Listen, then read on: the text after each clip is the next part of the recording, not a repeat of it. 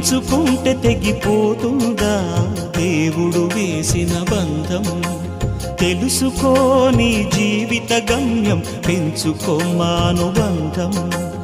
7 అడుగులు నడిచిన వాడే 7 జన్మలు తోడుంటాడు.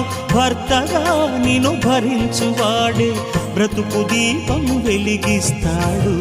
అతని హృదయం నాటి చెరామి, అగ్నిహోత్రమే అందుకు హామీ. అతని హృదయం నాటి చెరామి, అగ్నిహోత్రమే అందుకు హామీ. తెంచుకుంటే తెగిపోతుందా దేవుడు వేసిన బంధం? తెలుసుకో నీ జీవిత గమ్యం, పెంచుకోమానుబంధం.